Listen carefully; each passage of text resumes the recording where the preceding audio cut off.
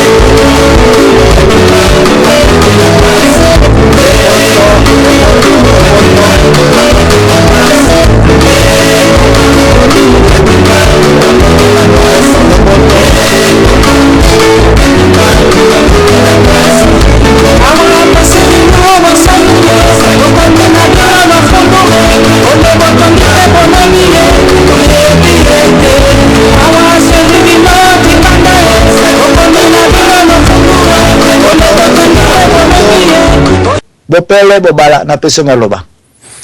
Matondo mingi mbuta zabwana.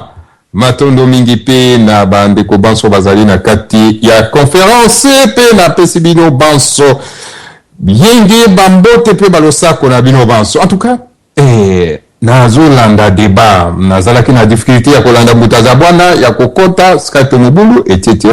Mais na lingi nano na kendanano na ndeko ya telefone. Ndeko ya telefone akei abandi malamu kasi aikokota lisusu na matiti.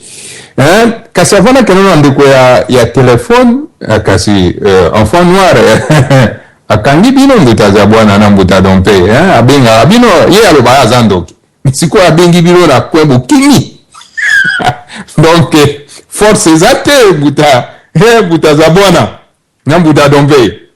Donc bobibi na poisson na poko alelo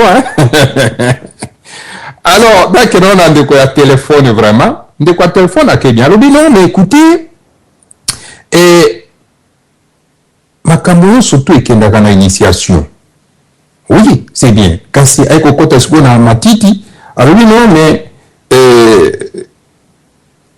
ekotanga lisusu makambo ya bible eza mokanda na nzambe etc donc ndeko aza lisusu na kati na bobungi alobi alobi ke non batata na biso bainitiaki biso te etc oui effectivement batata na biso bakoki koinitie biso te parce que bazalaki deja ya kobunga donc initiation ya bakoko na biso ezalaki lisusu te alors mbuta za bwana nga na ye te po vraiment nakoka kosala intervention mwa ebele parce que soki totali bien ntango ozoloba likambo ya Kimpa Vita effectivement azalaki aussi initié azalaki na initiation alors nayebi te ntango bozoloba meme ya Kimpa Vita kasi bozoloba likambo etali initiation te oyo ye abandaki azwaki po ete akoma na niveau ya likolo oyo ya bandaki kosala makamu si abandaki kosala wana en tout cas tant boza kosala moi débat awa na monike donc bo préciser pe na bato te kasi na koluka nano vraiment ngai na kobwaka nano kaka moi note oyo et pas bandeko nyonso bazali wana na kati pe na balandi nyonso ya radio lisolo bomeka nano komatisa nano moi débat oyo na kati wapi epai bazoloba mpona yaya Kimpa Vita balobi yaya Kimpa Vita était initié à la société secrète Congo appelée Kimpasi et elle combattit contre les religions de Mindele avec détermination. Donc, yaya Kimpa Vita azalaki initié donc la société secrète, ce qui fait que na époque wana tozalaki na société secrète tozalaki mpona koinitie bato ozomona parce que makambo nyonso tout bakoki koya koinitie bino nete na radio bote les gens pensent que bon voilà on peut venir avec des choses comme ça donc ils pensent que bon voilà il faut koinitie bato awa na kati na radio donc bato ba comprendre initiation quand on parle initiation oh non wana eza makambo ya nini ya christianisme etc or que initiation eza initiation. Alors, awa, baza ko montrer biso, baza démontrer biso que non, yaya Kimpa Vita azalaki initié la société secrète Congo.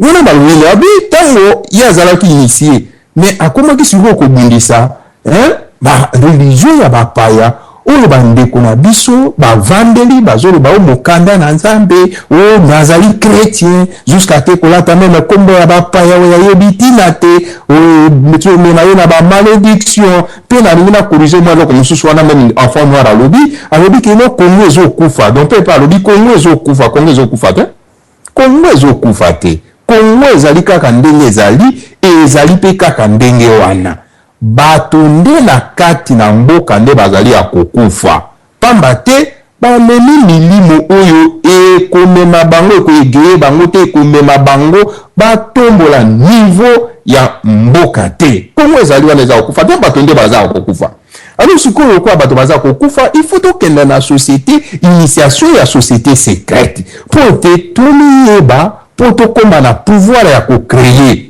ana lobi nini balobi wana balobi ke yaya Kimpa Vita s'attaquait violemment au symbole de la croyance ancestrale et surtout à la nouvelle religion de Mputu européen qui remplaçait les Kisi par les icônes, les chapelets, les crucifixes et les effigies des saints chrétiens, objet d'une nouvelle idolâtrie des Béni Congo. Yaya Kimpa Vita reprenant les complaintes et les espoirs de Mama Mafuta Luta pour lutter du royaume et pour le retour de Bakongo vers Nzambia Mpungu. Donc tozalaki na biso akobunga. Cela veut dire que tango tomoni babiloko na mona ka ebele basimba kabalati bakulusu na kati na kingo, il pense c'est une fierté. OK, ce que motalati babikulusu na kati ya kingo yoko bake azotamba abi je suis perdu.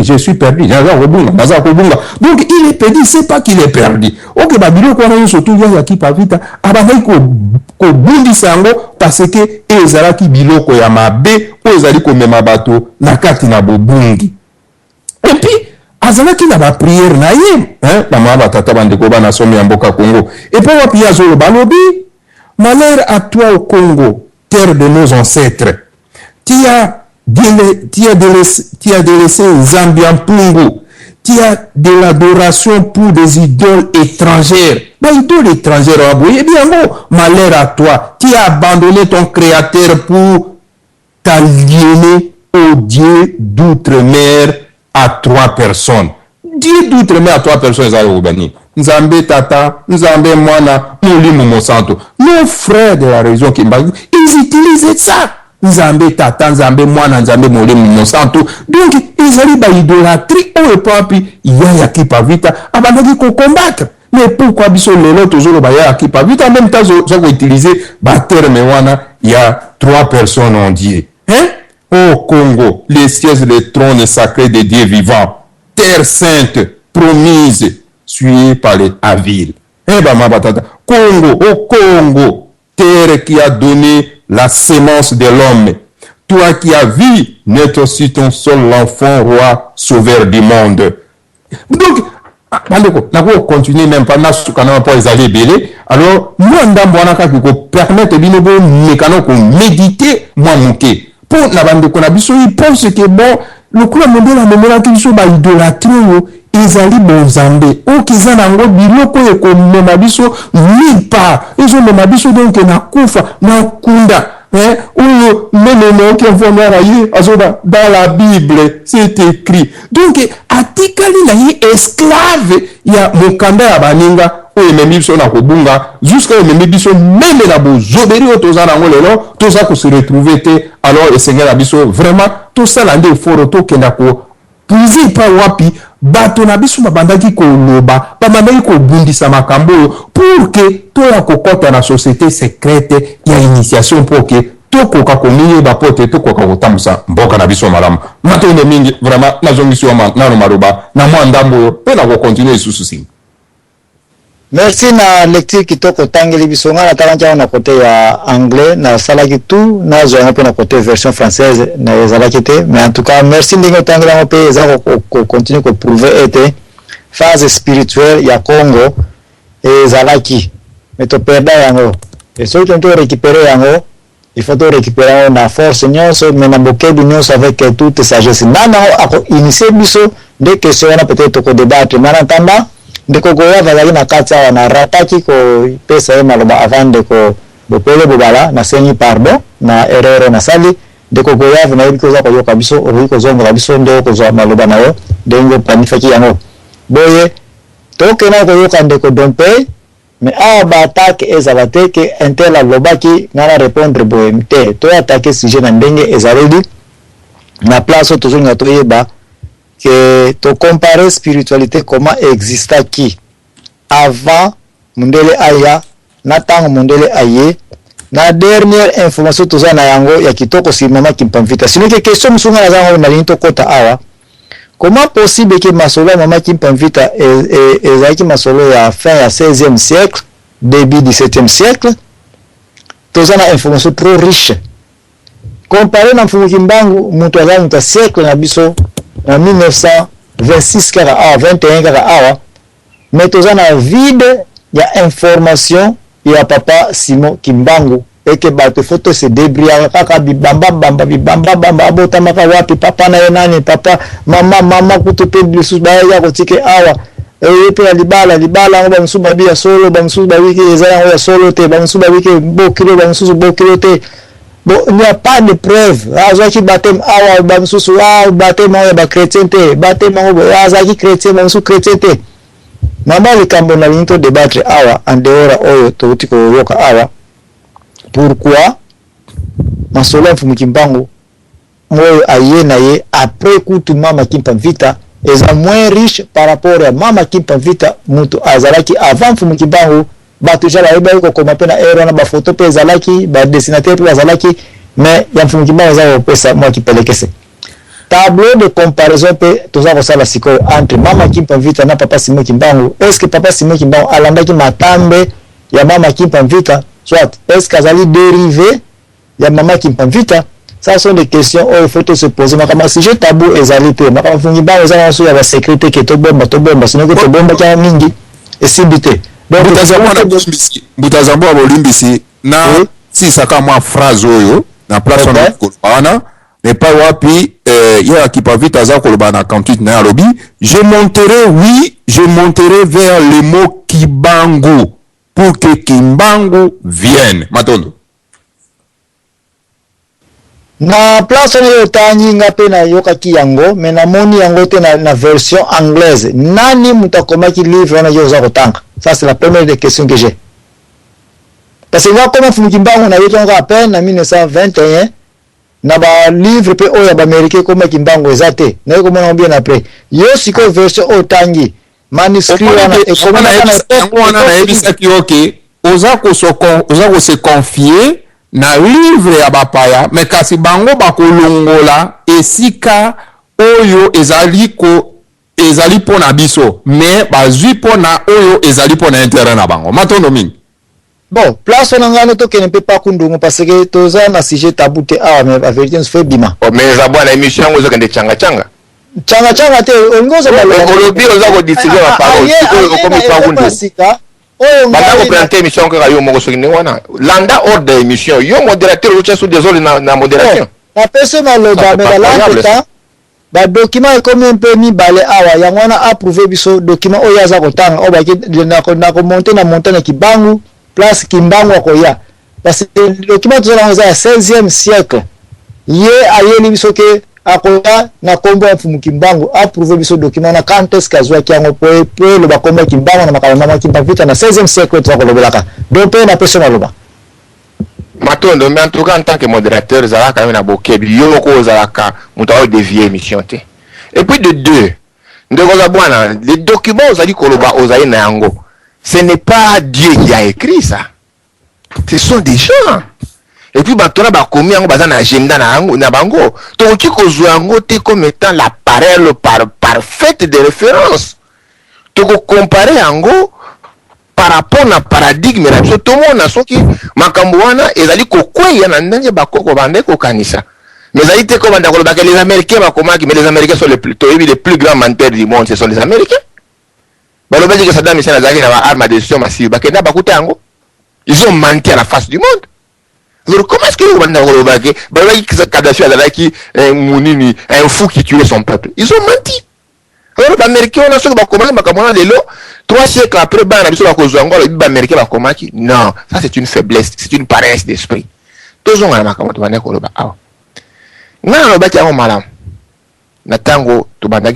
dit que c'est une grande initiée.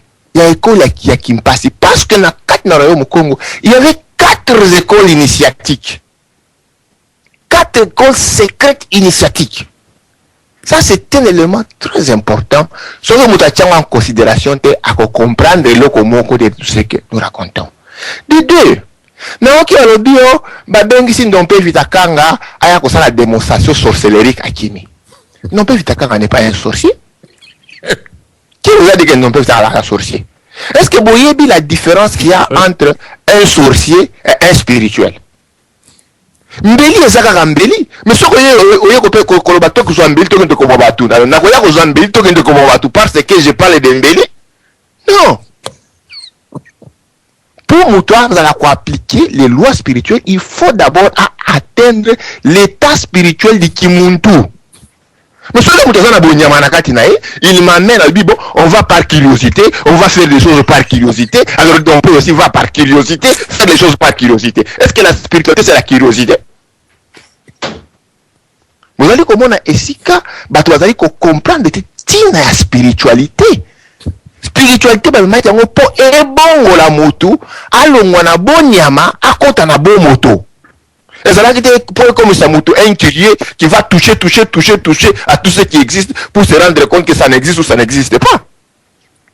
Nous on a ici démarche wana et ça démarche en été.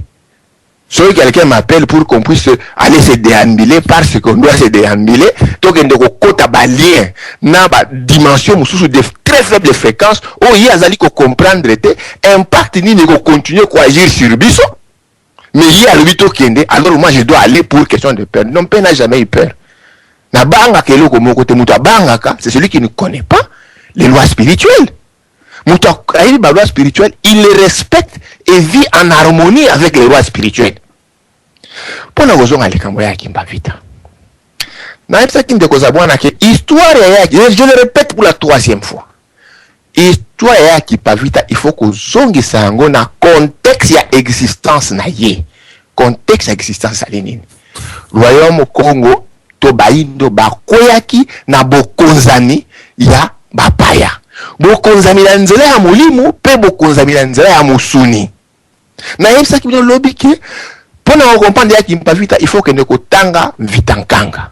Mbo ya mafuta oye iniseki ya kimpavita azalaki parmi bana oande konde ko tikela bambulumbulu bilo wa kolia na bitumba na mbwila. Et là assisté na décapitation ya roi Vitankanga pe ayoka ki maloba oya lobaki mpe amona dit que après cela bokonzi ya royaume Congo et koma ki mitumi bale pe ba mindele batumbi mbanza Congo la ville sacrée ba tie interdiction formelle mutumo kwa zonga wana te mpe atonga te. Pourquoi? Ezaki pona ko longola ba évidence parce que les gens bazar ko bisabino ke ba kukutaki ba koko na bino na banzete. Il faut bon dire. Pourquoi? Parce qu'il n'y a pas d'évidence. On a détruit la ville de Manankongo et on a empêché à ce qu'on construise. Moi, c'était une grande ville ultramoderne, construite en des pierres solides, avec des grandes avenues. Oui, ça t'est. Et comment on a invité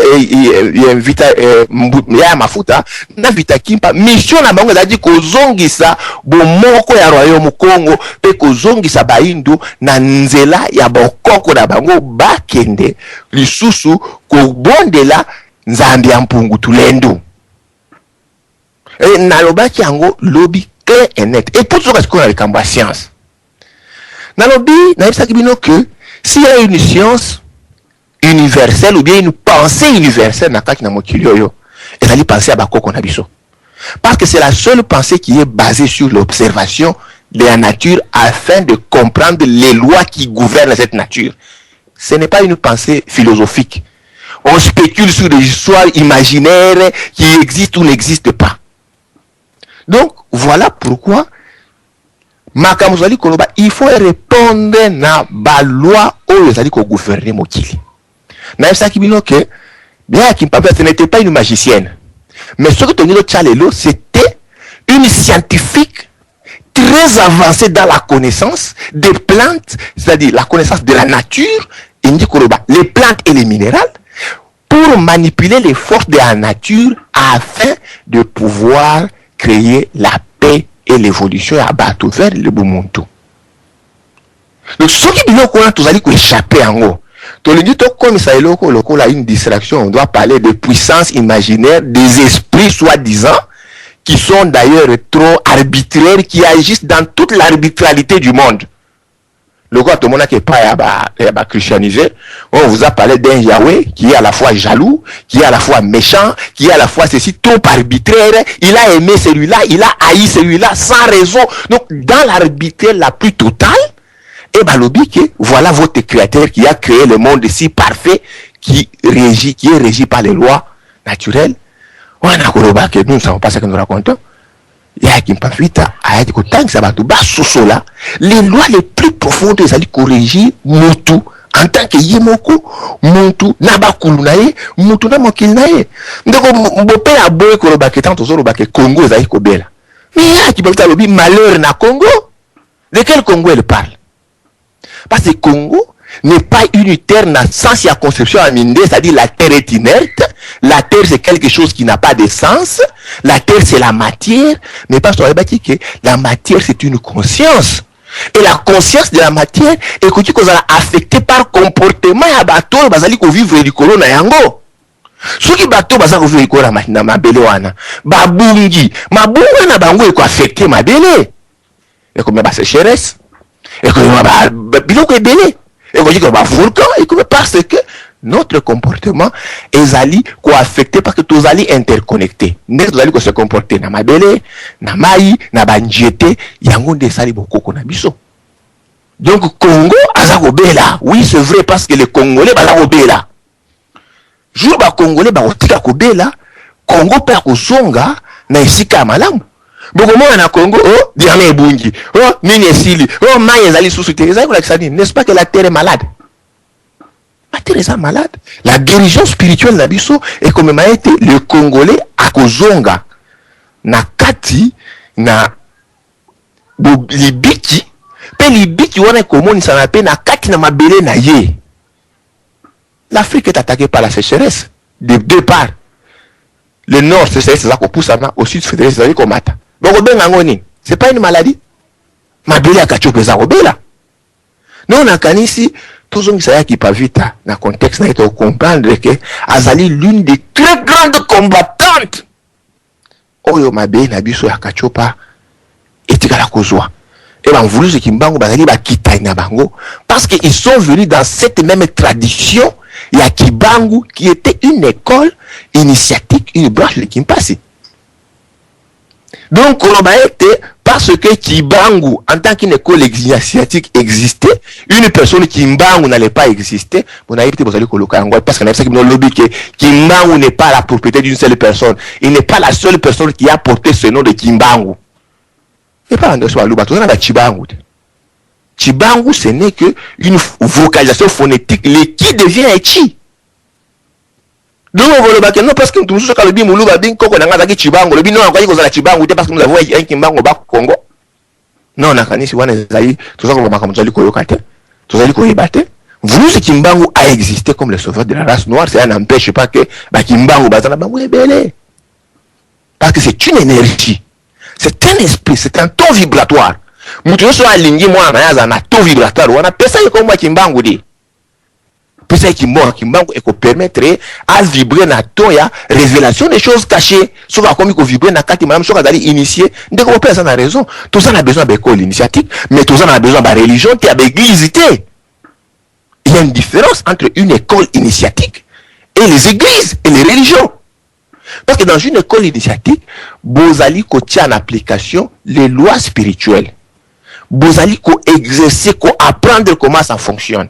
Mais dans une religion, vous avez un gourou qui est là, il vous dit que Nasoro Yakana Nzambe, les Nzambe que personne ne peut voir qu'à part Yemoko, et dit Koroba, beaucoup dit qu'on contredit le discours n'a été. Parce qu'il y a Yoke pas Nzambe, il y a Lobé Nabino, vous devez croire. Ça revient à la notion de la Bible au Lobaka, passer au Lobaka, la Bible parle, moi j'entends et j'exécute. N'a pas question à discuter.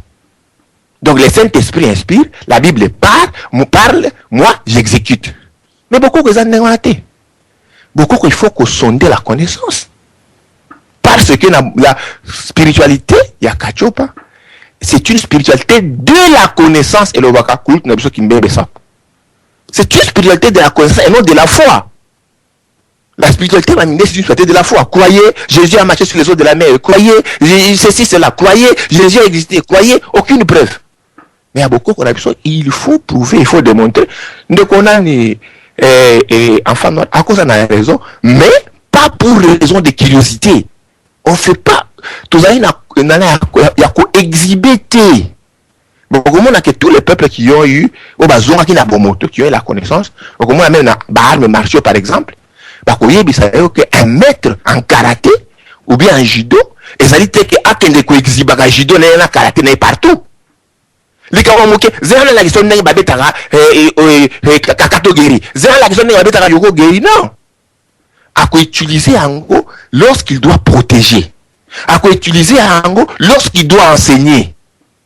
Mais ça dit que quand bofandi quand boy ah yo ça ko tia tembe bozela na collection ndenge basala ka chita na vana judo okende na la kisayo non mais ça c'est de l'aventurisme mais wana ezali biloko bato bazonga na bomoto te bazana bonyama na kati na bango matoto na songi maloba eza ko finga te Merci. Bon, tout ça, bon, tout ça, ndeko master, tout ça, ndeko mwana bilaka bako télévision awa, bako bilaka za baloba, mais tout ça, ndeko nakati awa, bako takipe mwakala, ba continuer koloba. Bon, il y a une chose, dans l'inito progresser na makambo na yebisi bino jasi beke dopé au dévier moi moke, na senga ki contraste.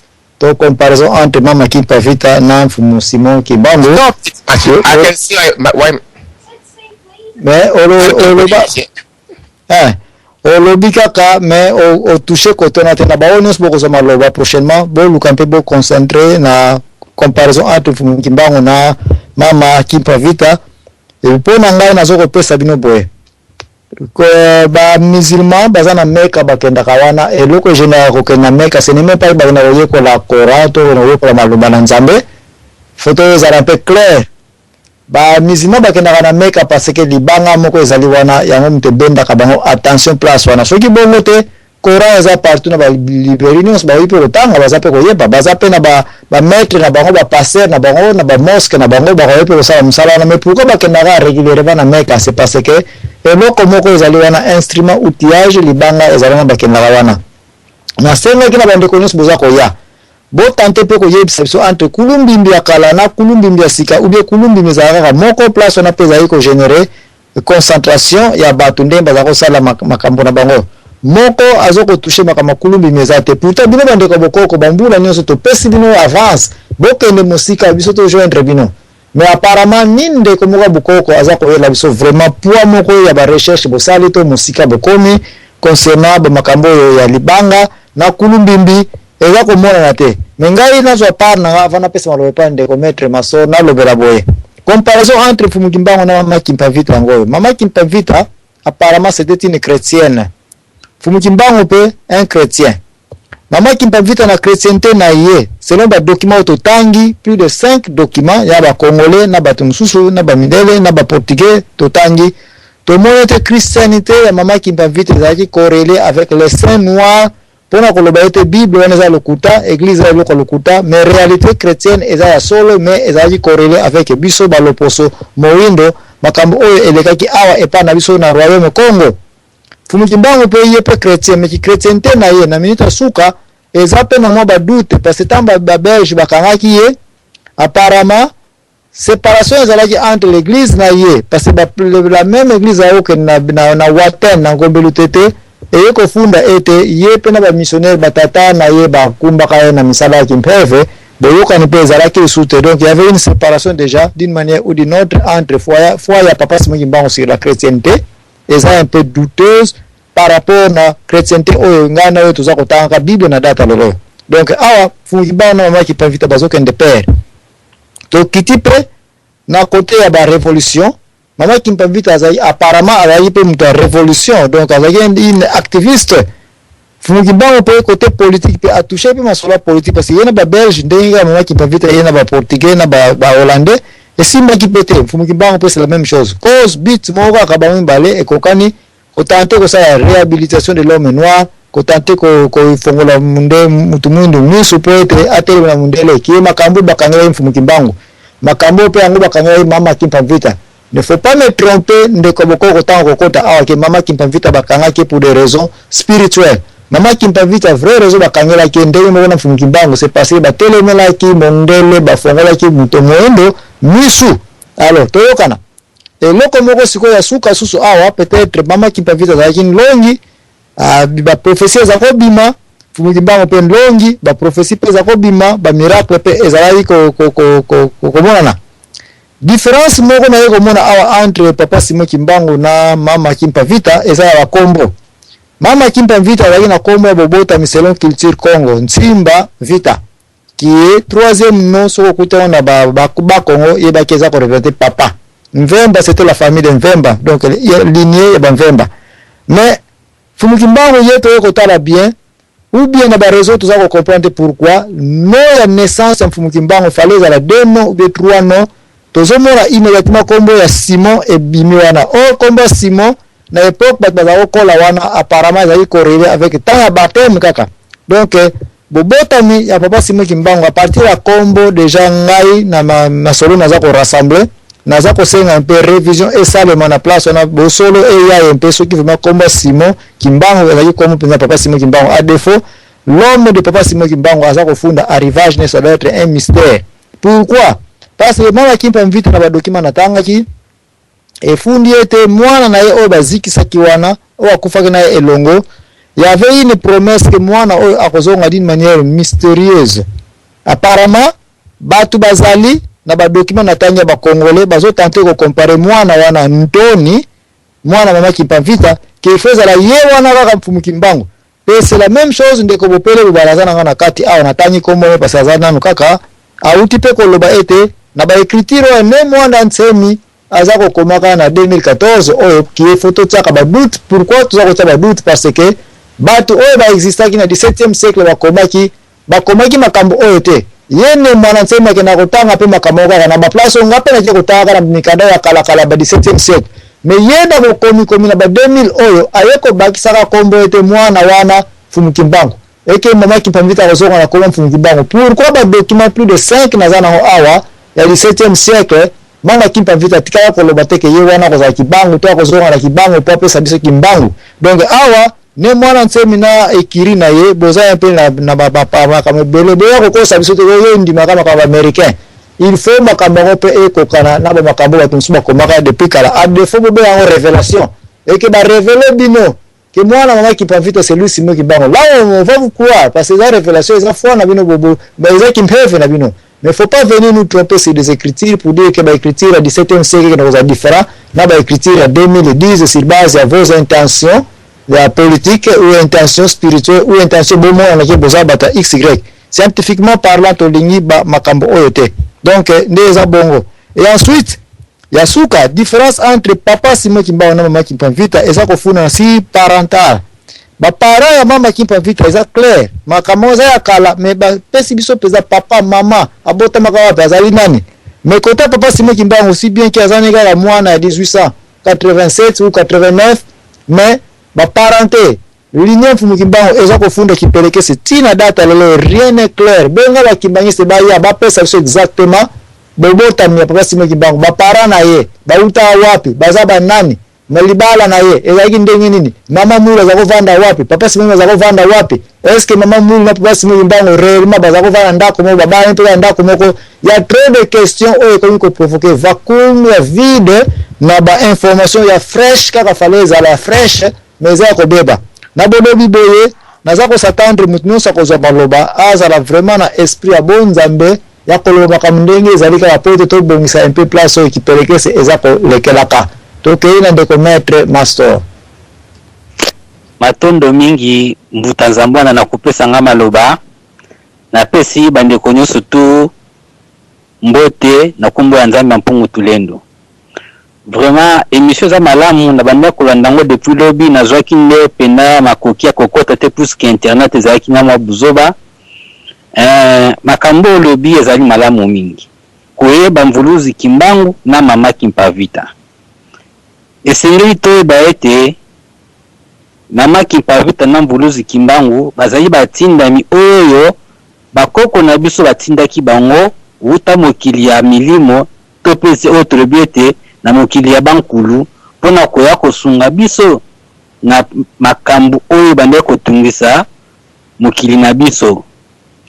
Esengeli toyeba ete bazali ba grand esprit les deux grands esprits Congo oyo ezali ko représenter deux saisons na biso oyo ezali saison de pluie na saison sèche. Saison de pluie ezali saison oyo ezali ko représenter force de pouvoir ya mama Kimpamvita et puis saison sèche ezali ko représenter mvuluzi Kimbangu et puis togomona ete mvuluzi Kimbangu pe asalaki pendant 3 mois oyo ezali ko représenter lolingi saison sèche et diraka na nini na climat na biso. Donc ko comparer mvuluzi Kimbangu na mama Kimpamvita ezali mwa pasi mingi pamba te mama Kimpamvita tango azwaki initiation na ye abota bon kobota ya mwana mama Kimpamvita eza na badute ebele pamba te biso na bokoko na boyebi oyo tozwa nango na initiation tozwaki toyebi ete mama Kimpamvita azwaki zemi te mais mwana wana mama Kimpamvita kutanaki na ye na zamba azwaki mwana wana oyo azangaki moboti nde akomisaki ye mwana na ye. Alors tangu bakongaki mama Kimpavita après avoir kosala bamakambo oyo nyonso to asalaki mpo histoire toyebi mwana relate yango eza te. Mama Kimpavita alobaki ete mwana oyo akoya lisusu kozonga na mokili na kombo ya Kimbangu. Donc mama Kimpavita ayebaki ete Kimbangu akoya akosala musala atake bampeshaki ye asala na miniti wana. Donc makambo oyo ya koloba ete ne mwana ntemi akosi makambo ya mama ya Kimbangu ete na tango wana Kimpavita donc na koloba ete papa na biso mwana ntemi alobi makambo ya solo sira mama Kimpavita na Mvuluzi Kimbangu ezalaki lolenge ndenge makambo ezali. Bon pona koloba ete na makambo ya mabanga to kokini na bameke tout ça ngana koloba ete mama Kimpavita alelaki na ngonga wana tango bazwaki mabanga wana senoli solo oyo betaki. Ngana koyebisa wali kambo moko ete pina bandeko nyonso to baza kolanda biso sekele ya mabanga ya Kongo esengeli koyeba Mvuluzi Kimbangu pamba te yende mutu azali kobatela mabanga nyonso tu ya Kongo.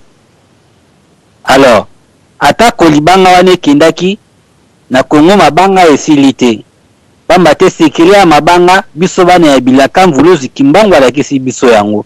Me bandeko ba Kristu to bandeko musulman bango bayebi sekre ya mabanga te. Na mek bakendaka koluka libanga ya o babengi pierre noire. Biso na Kongo ba pierre noire ezali ebele. Nga nazana ba pierre noire na ngai ebele. Mais pierre noire ndenge za wana soki ozana yango il faut la initier. Bamba te soko ozali kotambusa vina yo bontaba bonyama ekolimwa. A quelque soit bisika obombaki yango soko zungi kokuta yango lisusu te. Po ezali libanga o soko zana yango il faut tambola na sembo, il faut tambola na peto. Tozali na mabanga neti ba jaspe, tozali na ba kimberlite, tozali na mabanga ebele o ezali mabanga o ezali kopesa vibration epai ya mutu o ezali ko permettre mutu akota en communication na les esprits planétaires. Mais siko sekele wana bandeko na biso ba chrétien bayebi nde yango te. Na biso toyebi ba sekre wana pamba te Mvuluzi atangisi biso ba sekre wana. Donc biloko tout toza komona lelo ezali technologie tout ça ezali secret ya mabanga. Il faut maîtriser nanu kisimbi ya moto, soko maîtriser kisimbi ya moto ndeko avec connaissance secret ya mabanga nde tokosala invention pe création.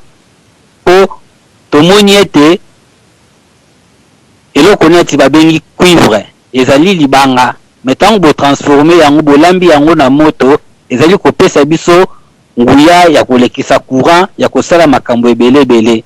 Soki tomoni ndakisa libanga neti babengi or to wolo soki olambi yango ekopesa yo nguya ya kosala o toza kobenga ba pensée positive. Tozali na deux catégories ya or, tozana or ya pembe na or ya jaune. Ezali or ya pembe ezali pona ko purifier état d'esprit ya yo mutu. Siko il faut initier po yeba lolenge nini yo kopesa permission na mabanga wana et agir. Soki oza initier te okozana or na nzoto na yo, okozana cuivre na nzoto na yo, mais okoyeba te lolenge nini mabanga wana e fonctionnaka.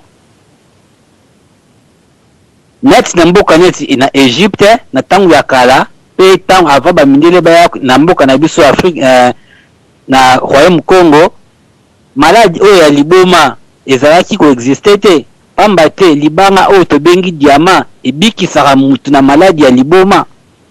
Donc mutu azana poso kuta komela bakisi te isi fiaza kaka na libanga ya diamant maladi ya liboma ekosila. Donc ba secret ya mabanga bazalaki na yango bakoko na biso. Mais il fallait koyeba lolenge nini siko ya ko faire agir mabanga wana pour y fonctionner. Donc ndenge zali boye tolongola molimo oyo wana ya koluka ko comparer batindami oyo Nzambe atindaki pona kosunga biso.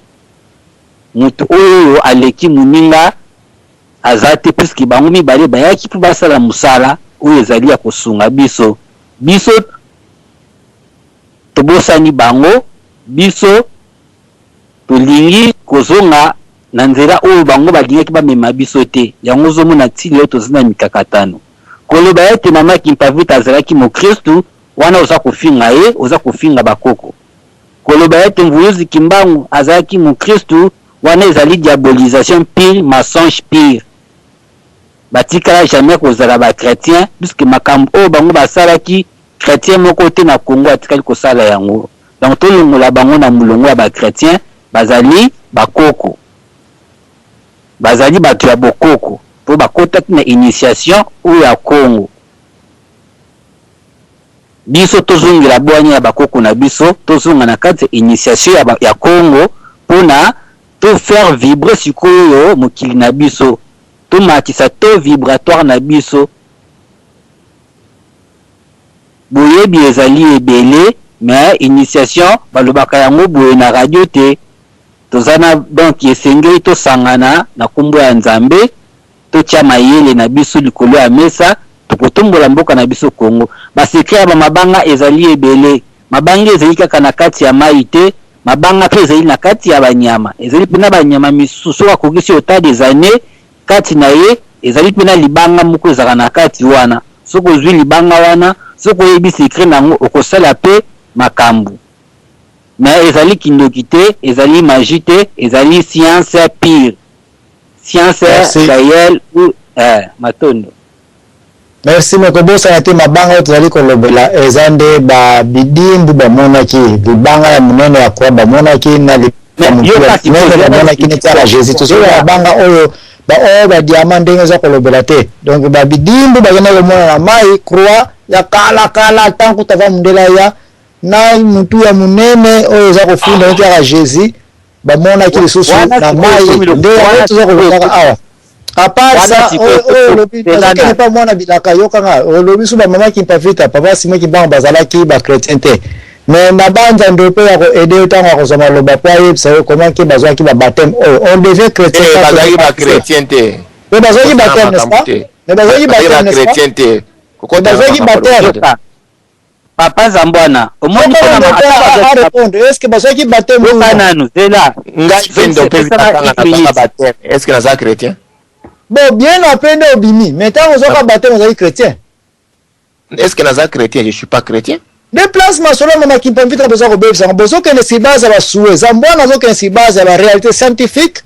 Et puis to kende, to kabola mpoke, to bana kopesa kama opinion. Papa Zambona, il a fait ça en opinion. Il ne faut pas déranger l'histoire. C'est là où besoin qu'on y a dans ma solution avec des intérêts personnels. Mama Kimpavita. C'est 5 minutes mon pas. Bazalaki baptisé, na ministre bazalaki baptisé, ils sont appelés des chrétiens. Ceux qui bien après baïko bima, ne masolo bandi place tozungi to landa makolo na bango. Pourquoi babima ki na nzela oyo? Musala boza ko sala boza ko. 5 minutes mo papa Zambwana. Il faut te dire ba chrétien comment? Loba. Pesa 5 minutes mo ka bolimbisi. Omoni mutu oyo ba baptisé ye, ayebi baptême te ezali kolakisa nini? Autant que tu as une église, tu as baptisé, ou tu baptême, et tu as dit kombo no komi Simon. Mais nous avons baptême wana, ezali ki basali ko kotisa yo na kati ya buhumbu ya molimo. Balongo liyo kombo na yo, balatisi yo kombo mususu, okomi mohumbu na molimo, pe na mosuni. Ok, okomi suko mandima ya baptême. Ongo tango mutazibu maye la comprendre makambo wana alongo na azali susu mo Kristo te. Merci. Yango wana tambo za koyaka na émission Mbuta za Mbwana boza ka préparer na koloba babakambu ke ezalaki boye et mais bien après et comment qui boye mais ne faut pas venir avec vos idées et vos souhaits que parce que lingite Mama Kimpavita za la chrétien maintenant même la réalité que a passé qui na baptême o lingi ba lobelango susuté. Fumukimbangu parce que lingite benga ma chrétien même temps azaki baptême chez Ndundulu na gombelute te wana alebeli su dans le belango te c'est là que vous êtes censé de tripoter toute l'histoire ya Congo et puis to baby bisonyo suza su ko yebate où aller parce qu'il y a des gens qui viennent avec leurs propres intérêts ngai na zaboye je ne viens pas ici pour na ko appuyer ou ko appuyer te je viens seulement dire que les documents sont là mais kato yokana ceux qui batali boso ba komaki histoire ya Mama Kimpavita Mama Futa bazala ka ba congolais ndeto kotikala ko yoka teke bazoki baptême. Voilà pourquoi on a appuyer beaucoup plus ba écrit au école na bapaya que ba congolais. na banda na pesi face na siko boye banga bien so keza ka nembo na nsemi ndompe yo muta mettre master boko makaba livre oyo kombo ya batema papa Simon Kimbangu mama Kimpavita ndeti yako yoka na te bonga go tripoter toute l'information et c'est là où scientifiquement parlant je vous condamne mais ngana wingi makamunde ko master le la CP na ho so ki mama Kimpavita zo ki batema peut-être par influence parentale ça va mettant à coli ayeko mona clair abimina ye biloko be ekosunga peke ya un chrétien quelque part ou peut-être bolingita continue na kokosa maka pa ba bible na ba ndele na boyoki yo kiboye akoyipo changer ba idée na gambo ezala kiboye si y a aussi un Kimbangi qui s'est fait tromper aujourd'hui ko fuka minaka batu peut-être c'est comme ça qu'il y a bimé pe na Kimbangi c'est ko ba été en bon donc to za kala 24 sur 24 fuka maka na batu nzokande na bo makatana ngala ba biloko boye. C'est comme ça que vous allez changer le monde, mais pas sur base de vos Tolobela Kiango lobby. Tant tout ça la bibliographie, il y a qui me parle. Mais c'est pourquoi on tentait quoi attaquer maintenant dans le BT papa Simon Kimbangu na maman Kimpavita ils étaient des chrétiens. Pourquoi le week-end non? Baza pas chrétienté, ils étaient pas des chrétiens. Mais pas chrétienté. Le dit c'est qu'à la fin ils n'étaient plus des chrétiens. Toyokani. C'est là où le problème est bozana nzela kitoko boyeli biso ndoko kitoko malheureusement bozana un peu na mwa ba poussière ya ba haine. Non, bolo la haine. Papa Simon Kimbangu, maman Kimpavita, ils étaient baptisés comme des chrétiens, ils étaient des chrétiens. Bah là qui d'abord chaîne wana ya Kurus. Mais bien après, ah bon, bah il faut changer. Pourquoi? D'ailleurs moi tu fais un débat avec ça. Pourquoi ils ont changé? Donc il y a mwana bilaka. Est-ce qu'on a quoi expliquer na place? Yenge. Matundu nzai yambona banda nikambo otu ya christianisme que ya Kimpavita Kimbangu bayaki chrétien tout ça dans la logique des choses et ça que le lieu déjà comme on a ban ming baza kokola na poto awa ou bien de toute façon moi na sora boté la famille musulmane alors la musulman automatique moi na sora boté la famille chrétienne alors la chrétienne automatique moi judaïsme aux agents automatiques. Bon, ce qu'on a au Italie cannabis qui baza koya baza ko influencer balanda ba dogme ba mœurs les alliés à bamonter. Donc forcément ceux qui montent dans le ba influencer la dogme wana mais après un moment ceux qui azali habité par l'esprit habité par l'esprit divin il y a ba cours naie à cause de la bourse et qui ont battu mon na joie qui c'est des gens au lukuta travers ça aussi la couleur musapé ba o za na kulala si comme lui wana o la musara bango et ça il y a une génération je sais pas comment je peux dire ça où il va toujours que délibérer ba âme perdue pour ba la muka ba la prédicateur vis-à-vis ya ba oyo ba za ya kulala parce que wana première le kanisinanga par rapport à la comparaison autour de tout ça là entre Kimpavita na Kimbangu ce qui totalement bien. Voilà pourquoi nous avons un peu de côté d'une part plus personnelle. Donc, il ma solo à 9e étage. Donc, dans ma solo à 9e étage, je dis que 9 en base 9 égale 27. Dans ma solo à 9e étage, maintenant, on ne peut pas dissocier Kimbangu et Kimpavita. Parce que, donc il est heureux, nous tout faire libérer, nous tout à droit à définir makambu par rapport à andi naza ko recevoir na molimo spirituel parce que ba musu baté arabango ba musu bata arabali ba musu batataka donc makambu naza ko capter ba ko ton tembete ngai na ba toujours Kimbangu Kimpavita ezali batute ndenge bakani tokanisaka ezali molimo wana oyo yaki na kati na nzoto ya batu oyo esilaki ete batu bala mokabazo vita babanda koteya par rapport à l'école initiative où on a monté ça kokende parce que ba loge et ba nous makambo sikate par rapport à l'école on a monté ça koleka aza ko joaper énergie force vitale wana ndenge muta domper aza ko expliquer mais ce n'est pas dit que batuana yewana qui Kimpavita batuana yewana qui Kimbangu non c'est que ba o bazana miso akomona ba o bazana miso mi balé ba o leka ba école wana ba makambo et Kimpavita ba que non akomona on a un ndako ayibaraté bien ça la raboyete allez mukula nous c'est le kwana Robin Patrick au stade muyibi mbamo muyibi ça c'est quoi le kamala malamu c'est ça c'est direct l'énergie directe Alors, déjà, combo qui mangue, ils appellent qui mangue. Donc, la base, nous avons de l'énergie, les qui.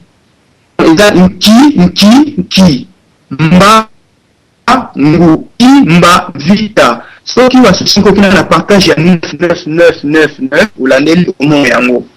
Donc, c'est un état concentré, ça veut dire, ce sont des électrons. C'est l'électron qui compose l'atome.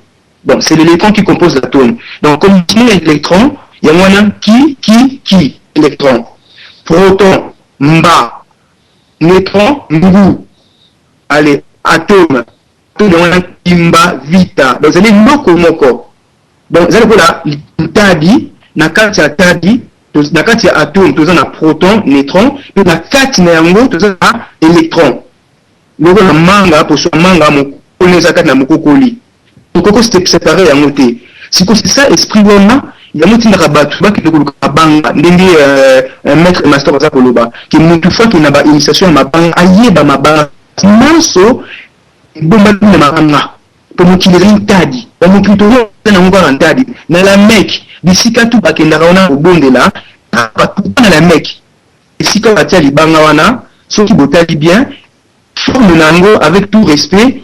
Et je peux c'est un vulve féminine. Vulve féminine, c'est un bâti gris. Ce que gris, il y a un qui. Quand c'est un bâti gris, les bancs il y a PMB. Donc gris, qui PMB, mba, noir, ngou. Il y a une composition de la métaphysique. Il y a une composition de la métaphysique. Alors, elle dit que biso na biso toni mabanga. Et tout le monde mabanga na ndenge na nini yango ça que énergie na qui est la place wana biso bato normal tozali bato oyo tozali ba limo 100% molimo donc une fois tu les as les deux mondes pour un équilibre donc face à la qualité qui toujours en énergie donc elle dit que na mokili oyo ba fanda kaboye ba sala kaboye lorsqu'on vous parle des 72 djinns de la Kabbale les 72 djinns de la et c'est encore au Congo. Au Congo, ils ont payé les Mutukanisaka.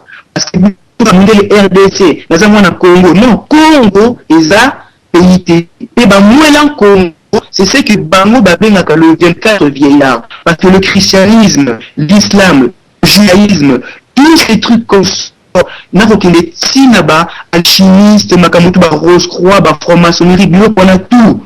Base Nango. Ezali ki Congo, o baba bengi arc-en-ciel, ni mwanza Congo, soupape et bandeli. Bokilaka, mabele wana, mokili. Toi, Bamolelo, il y a un présent qui rassemble tous les trois présents. Il y a un passé qui rassemble tous les trois passés. Il y a un futur qui rassemble tous les trois futurs. Le deux à la raté, les deux à la raté. Mokili o zalinini. Kola la kola mkasuka na yango, papi. Donc, ils ont été sauté, ils ont été raté, ils ont été raté. Tadi dans Congo, babeta kaliko finali bangate, bazwa bokonza Congo te, et fait des mémoires, les visions. Congo imuna Congo, ya koma mbele, tena mbele, ngevo va kufumu kimbangu, nzaya Congo, mwanda Congo, te kwa mkuluba mwela Congo, mwanda mkulenza, kim, mbangu, kimba vita, Congo, wamba tulendu desu, ingeta.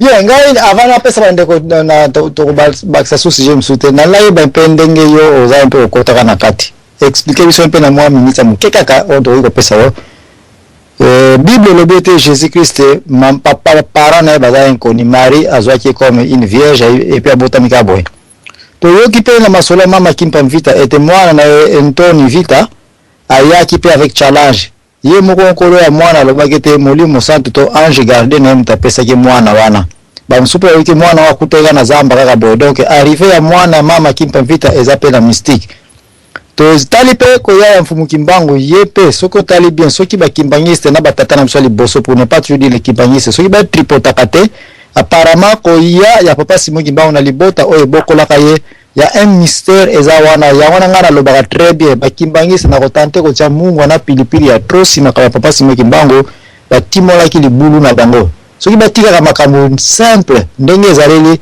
Fumukimbango ndel ngala que vraiment des grâces spiritualité un mystère moko trop supérieur mais ba wela ki ko tanto ko kalifa papa na mama ko yela ba ko tika papa tawa kufa ki mama kufi ba ko pesa na mama leki bona boy al e rendre ne tia ka normal vie ka batune ka ba yela kana mokili mais ngai en tant que ancien kimbangisi ya kala batata na biso ba yebisa biso te ko ya papa Simon Kimbango na libota wana eza mystère mais mystère ngo lelo ba kimbangisi ba koisa yango bakomisa ngo mutuka normal abota ki na eta bala ki na ye ndeko mwana bilaka expliquer un peu les trois bateaux na yebisi ba arrivage mystique mwana mama kimpa vita Jésus Christ de Nazareth to Yesu ko joa papa Simon Kimbango est-ce que banking kinki oza ko pesa biso awa bateau ba yaka sans papa ayebana rolobini na science oyo za ko développer kuna. Quelle est la différence entre Nki et Christ?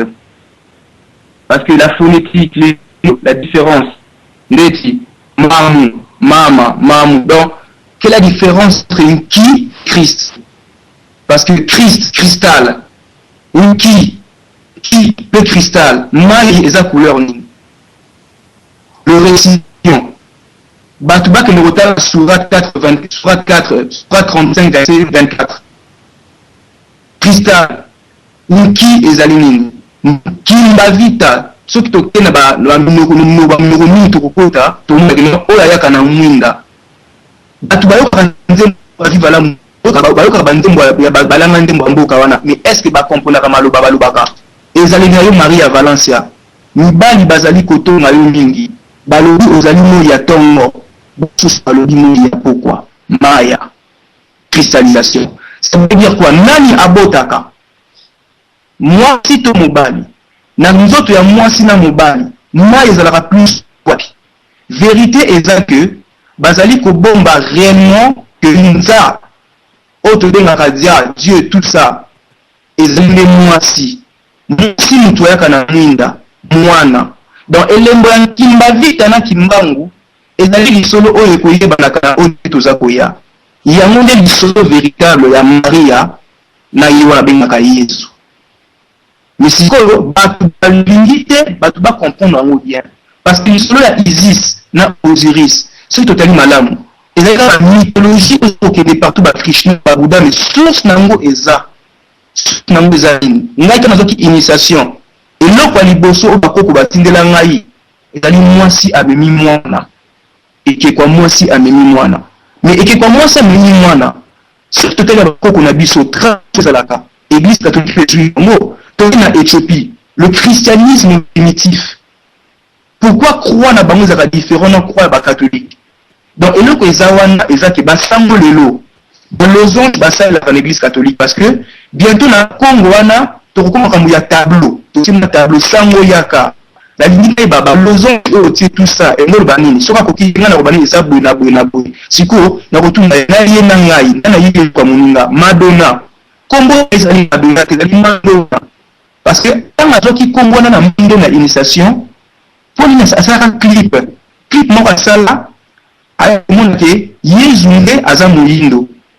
alubino baza mutema malamu fungole porte abi lui c'est lokola ondiminga yindo ke memo na mama na ngami kolo abwaki akiwapi ke mona mama ni moyindo donc kimbavita kimbangu ezali eki mususu tozebate na Congo na mkongo kuna na sanza c'est la femme ezali mwasi to fanda na kati ya nzoto ya mwasi na kati libanga wana mimi natonge pelaka ya mwana 15 ya mwana 12 plus 15 27 9 égale 27 mbaba n phonétique niki mbangu bokomona 27 wana composition donc mbangu ye wana le véritable Christ l'enfant lumière on a paix pour na kosukisa na mboka Congo mokili kutu pour na ma Congo za RDC attention 9e étage 9e porte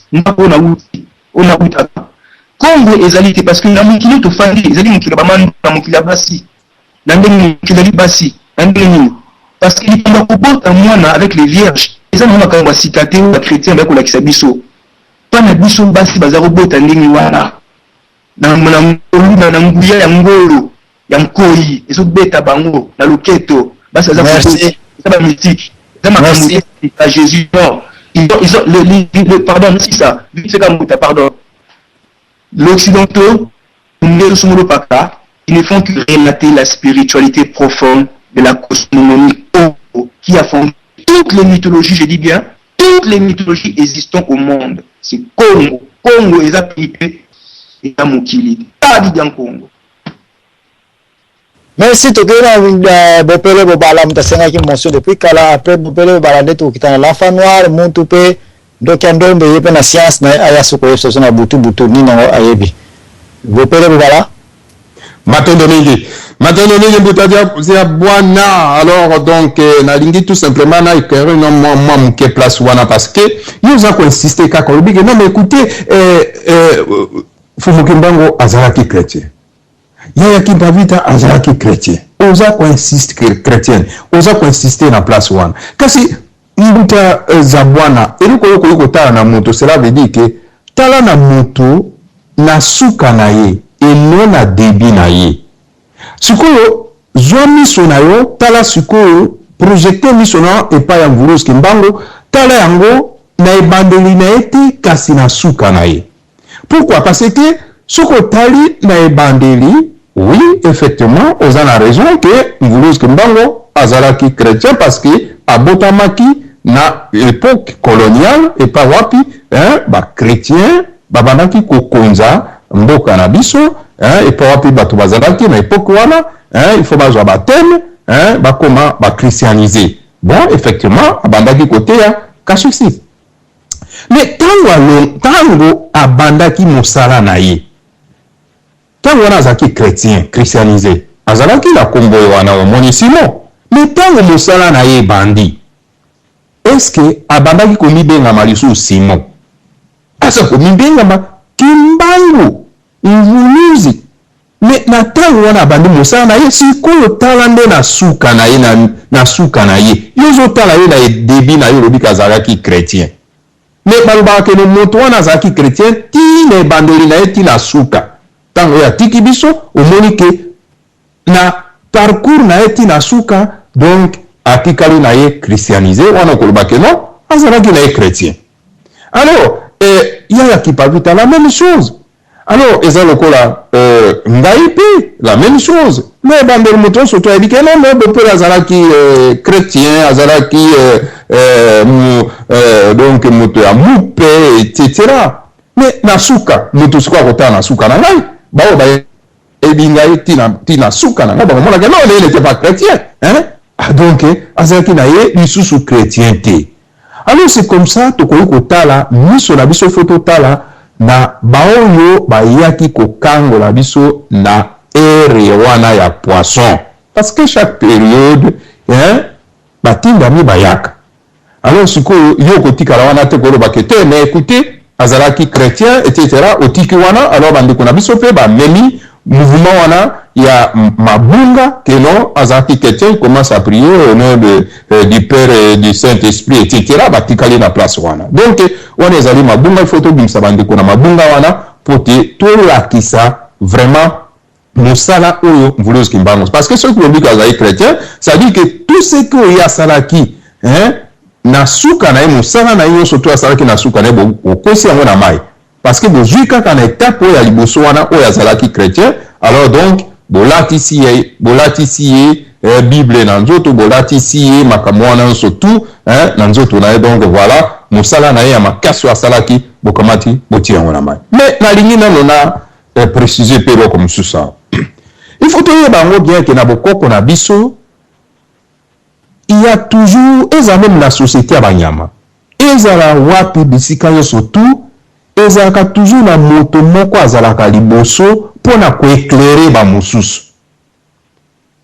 Alors nga nayebi te société oyo ya biso ya bana mabunga oyo tokomi na yango tolingi, cela veut dire que toyebi lisusu que na bokoko na biso tozalaka te ke moto mosusu akozala liboso mpona koéclairer bato mosusu. Eza te ke nayoki ndenge dompe alobi non ezali te ke ozala moto moko azali guru ke asolaka na moto songolo moto bamonaka ye te etc. Je sais qu'il fait allusion na monasem. Mais c'est tout à fait normal. C'est normal. Mais donc, pays, Moutadompe, le bananga, mon commission, a dit que non, mais écoutez, à Koutana, père spirituel, on ne sait pas. Mais personne n'a contredit. Personne n'a venu à la radio pour contredire. Mais Ezali Yomo comme Motokutana et Bosolana et Sorazali, ça vous regarde. Et je regarde Motote. Mais pour la mine Koluka, Koti à Makamoyo, surtout la 4 na mai, na monoko makasi, dire que non, mais écoutez, on les allume Makamoto Kolandate. Non, ça c'est une fausseté monnaie. C'est une fausseté monnaie. Parce que, qui sait, est-ce que yo otunaki yo dit que Motanga Zalindengene Bosolagi na etc. Mais Bakoko Nabiso, moi je connais encore Bakoko Nabiso, bazo solola na ba esprit en peu biso to bana ko yebate. Hein? On se demandait même pas quel esprit qui ba bana ko solola na yango. Hein?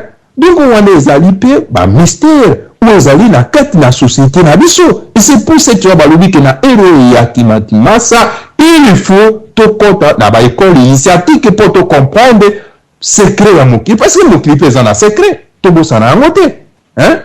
Alors, donc, exactement parce que nous avons des ordinateurs et que tout le monde a Google, tout les informations, et que bon, voilà, hein? Voilà, cela veut dire que occupe un abisso. Mais la société secrète, un abisso, tu as de tourner les dos. Alors, donc, tu as créé l'homme nouveau, il y a 3e millénaire. Voilà, il y a comme ça, toujours ça. Donc, pour la héros, il y a verso, ou tout ça, nango, ou il y a kimatimasa. Il y a un envoyé qui est venu pour nous initier. Et puis, la tango biso toujours mon cet envoyé qui est venu nous initier, c'est le monde enseigne. Nous sommes ça dans noté. Alors, nous avons l'obligation à cause de la humilité, il y a qu'aucun à apprendre cette initiation de façon que Tota Moussarango Kongo Yasika. Maton Dominique. Oui, et puis tant qu'on se retrouve tout autour de Nimonanse, mais à cause de ce carte, il y a une élection qui est beau voter ngaï. Bon voter ngaï. One stratégie parce que chaque fois que un politicien a regroupé battre sa philosophie numéro boy intention les aller jour élection sur coquille pour voter. Non mais le problème c'est que Zabwana il faut bango très bien que profession surtout nguluzi kimbanga lobaki moko te rataki. Moko te raté. Et le mandat me dit haut et fort nyonso naza koloba et se concrétiser. Le problème est et puis dans l'entretemps dans l'élection 2011 il y a sali pe campagne à Kinshasa te mais le ko la yebaki ba chobo ko beta avec Bango Mulunda ma qui sait qui prophétie na ye a comme peu député et puis na kata députation il ne parle même pas baba et puis na qui députation na lié le message qui sage en bureau et comme on a Jeannette Kabila et puis il est là to yela rappel toute défense na été mais sokaza na kimaza sokaza na mazayo sokaza na banguya o tout ça ko le bra awa pourquoi na parlementaire kuna kinguya naweza kumwona katesini kwa kutupara ba alien ya butu weza kusipota Kabila kuna to Kevin Ndeko l'enfant noir. Merci bandeko kopesa nga baloba nazako kabino comme d'habitude nazo sekananga. Bon, eza bien bozo sala kimangobo na radio, c'est bon, pour continuer. Bozo sala kimangobo ngana lingi to banda na sali comparaison te na lobby ba mindele lo basala ba démontraka bino ngana lingi bo banda ko démontrer bo bengisi batu bandeko voilà comme ça ngomba mapapu kimpavita boye voilà la démonstration ezali boye comme ça les gens peuvent approuver et attester. Vous allez comprendre chez les noirs chez biso bari de la rara nzamba lobaki nzamba ebisaki ngai na lali na lotindoto ezalaki boye mais il n'y a aucune preuve qu'on peut démontrer ce que vous êtes en train de dire alors que bato bino bozolinga bo combattre ba démontraka ba bengisi batu motasali recherche ba observateur baye ba juriste baye hein ba vérifier ba commis na livre record ba le commis na livre invention ba PC prix intel pour nini parce que moto muso akoya ko démontrer ngo tout monde a ba théorie ba Thalès ba Gauss ba oyo boy ba Pythagore ba nini ba théorie tout a mukile ezali démontrer quelqu'un qui peut l'appliquer on peut ko sala tout est là au livre ba comment bouiller. Quand tu appliques telle formule, ça fait ceci, ça fait cela. On peut donner un exemple, na Ghana, ba auto ça la Jeep 4x4, hein.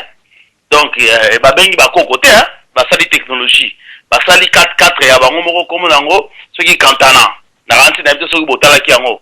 Donc, ibandeko baza okende biso za kozonga sima. Ba sali 4x4 ya ba zwik ba bengi kindokité, ba bengi boko côté, technologie actuelle, tout fait au Ghana. Hein?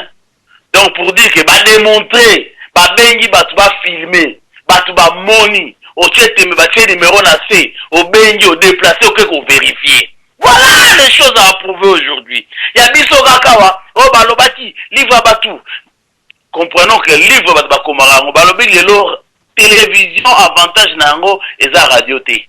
Ba monaka. To comme na tanga ya technologie ko mona ko lakisa. Ba mindele ba sala ba manœuvre militaire pour ba lakisa ba na force militaire.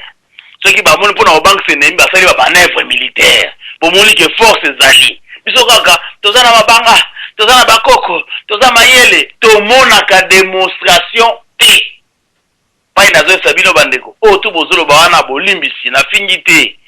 Ezali pléonasme, ezali kimangobo. Parce que boza koloba moto moko aza capable à démonter makambo bazali koloba te. O bakoko na biso bazali ko koma. Bon, comment? O na yebite na bosana. Ah, s'il vous plaît. Hein? Bakoko na biso bazali mayele ba pumbwaka yakawa. Pumbwa, o na yebite. Oh. Mais babinde so balobi bakoko na mo na pumbwe baye ba pumbwe. Bakoko na mo ba ke na sanza baye ba ke na sanza. Ya biso kaka démonstration za la raté, za masolo. Alors s'il vous plaît, ndeko na ngai. Toza na posa to kende liboso. Toza na posa to tika ba ndoto bosolo ba wana. Oh, to banana rosala, bosala. Ba mise za na poto awa, ba lakisaka ba pratique ancestrale ya bakoko na bango.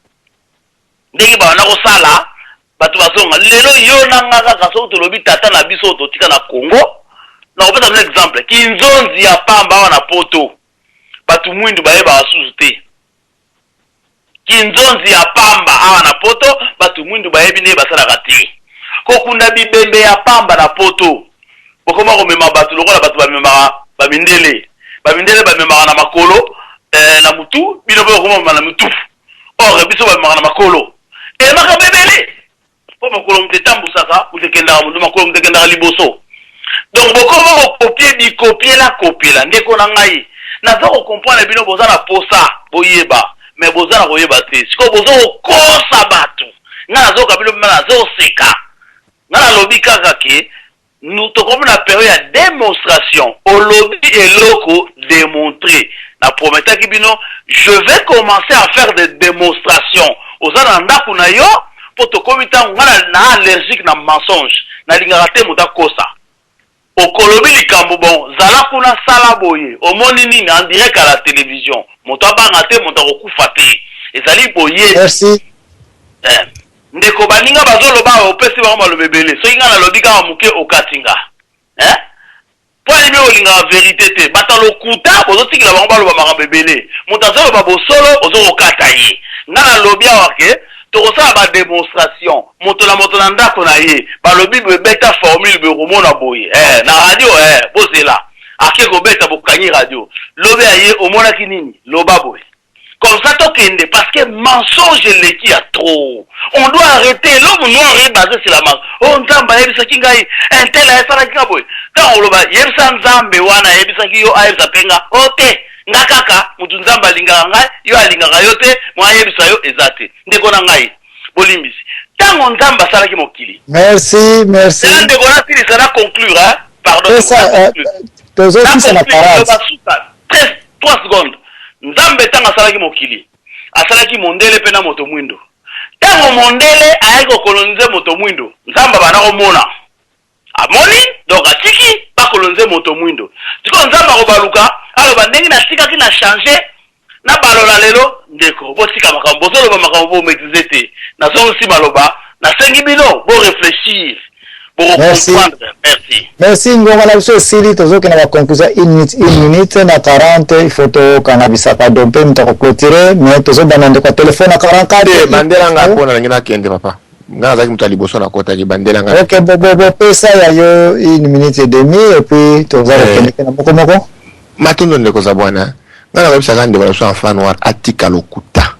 Pe atika ka prétention, la prétention tue. Enfant noir yo zama qui m'avait promis que j'allais mourir dans 2 semaines. Sous effet à coller, le bin dompe yo comme on ko kufa. 4 mois, je suis vivant. Dans le lobby, 4 mois yango, je suis vivant. Au moins, c'est un témoin. La qui s'affichait, bah témoin, tu vois, cesse d'être un menteur. Yo le baki kaka likambono ya kozwa kama nini poso aligoro dona masuba ya basi. Donc on a eu ça que na otiko ça pratique quand on eu ça na colère que j'allais mourir dans 2 semaines. Mais je suis pas vivant. C'est qu'on a ma preuve de montant pas bandi. C'est comme aventure, il faut pas venir à la radio dire aux gens des bêtises parce que yo lingo la ça que tu as une grosse gueule plus que tout le monde. Ndeko za bwana, na ko sista pona koloba boy. Tango tozali koloba awa tozali koya ko parler de Yakim Pavita totika ko personnaliser. Quand je donne un exemple à Koloba, par exemple, ce n'est pas de se faire des gourous, mais les gourous au Congo il n'y a pas qu'un moine d'enseigne. Moutou ya Koloba kenga na yokaka, mais papa nkusu pa loba. Ngape mo na loba ke na yokaki. Mais pourquoi est-ce que ceux qui n'appellent cet exemple on doit aller chercher partout, aller trouver mon enseigne qui n'est pas là, qui n'est même pas dans ma pensée, pour bien quoi coller ngai. C'est quand même de la mauvaise foi. Et à monter à ma c'est pas bon. Voilà, ça comme directement mon frère Bopere Bobal. Je ne faisais même pas allusion à moi, mais ce n'était même pas dans ma tête. Na Congo ba gourou ba bibi est belé dans tous les domaines. Et dit que moi qui gourou, j'ai entendu, on m'a dit, et ce que j'ai dit c'est parfait, c'est la parole de Dieu, ça sort de Dieu. Il y a un Congolais parce que ils allaient qu'au désaccès capacité de raisonnement, puis qu'au côté dans les rêveries. Il y a qui passe là, dans un bateau, n'a pas qui pas vite, et ça bateau, baaki kola musabiso, sont pas venus nous endormir.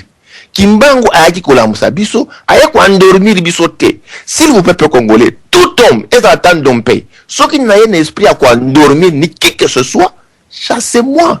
Chassez-moi comme une lèpre la plus mauvaise. Parce que tu vas dire quoi dormir, bazali ko linga kaka ko mata na mukongo ba. Merci Tokei. Tokei, merci de ko dormir pour participer. Tokei na de ko bopolo bopala 1 minute na wo.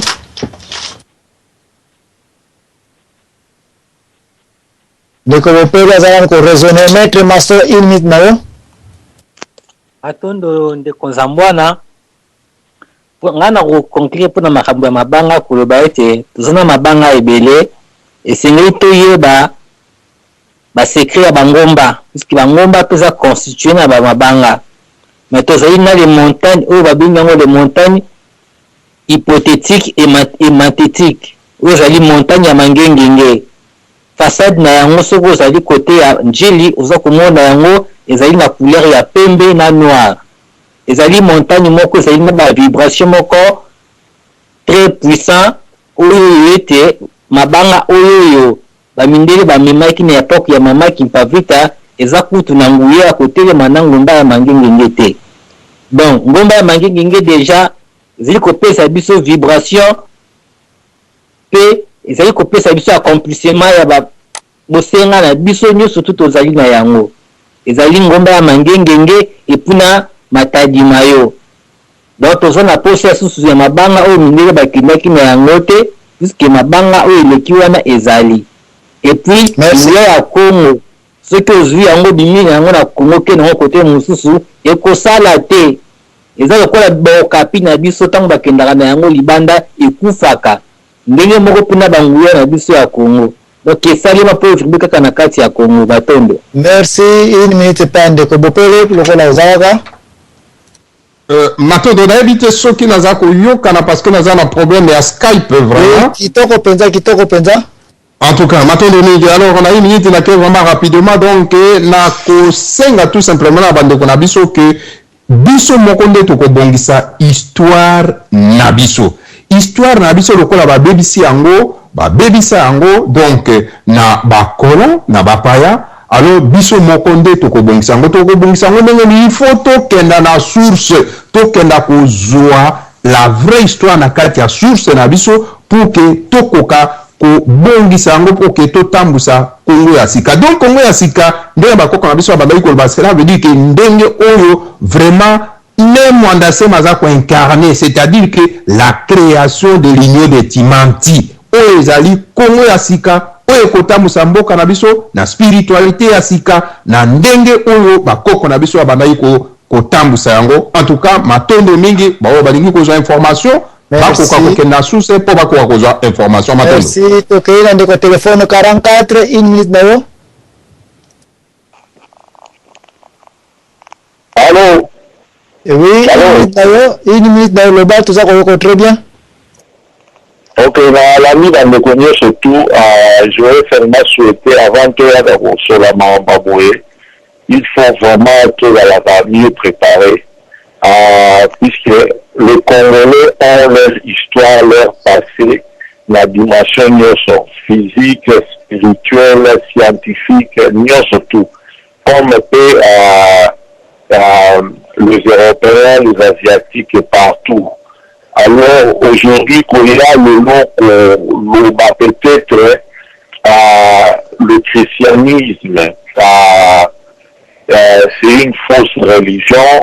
Il y a peut-être un peu les gens qui ne comprennent pas le christianisme, puisque ceux qui ont vécu avec Christ, Jésus-Christ, eux-mêmes, ils ont tous été tués pour amener le message du christianisme.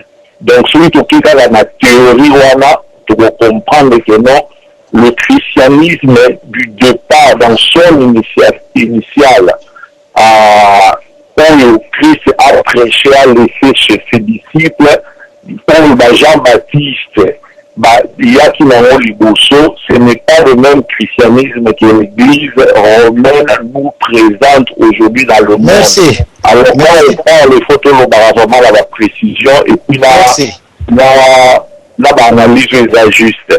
Et je sais que Congo et Congo et Congo, la solide comme la solo, tout le monde a sentiment. Merci. Merci. Toke na mwana bilaka, en tout cas, demi minute na yo, tozo kende na suka penza. Matondo, ngana baba boye. République ezali ordre maçonnique, ordre na bisoté. Biso on n'a jamais fonctionné sur la République.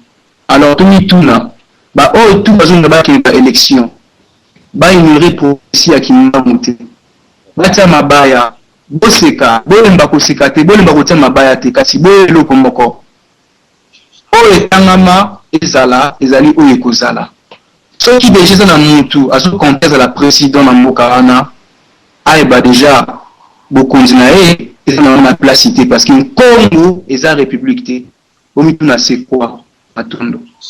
Merci pour la conclusion pour les zaka moko christianité contre bokoko ezali bataille ya sika batata na so babunaka yango ndenge sukelaki sikope to koti na même phase entre ba chrétien na bokoko bitumba ekoti nani akogani na tour oyo nde bitumba makasi photo surveiller. Mais pour ngai je pense que christianité selon bokoko eza version mususu ke christianité ya bamindele o bayela kibiso dika tata nzambi mpungu kakulusa kumuna yeka kuluke ba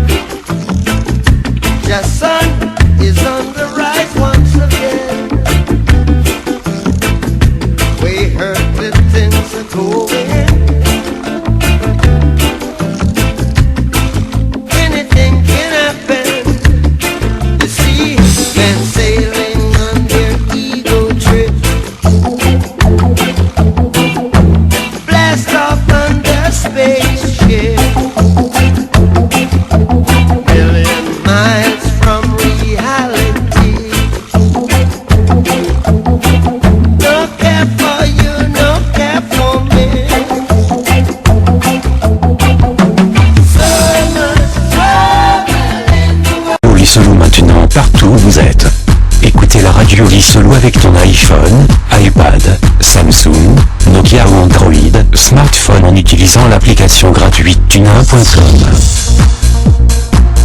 Télécharge l'application Tuna Radio pour écouter la radio Lissolo depuis l'Android.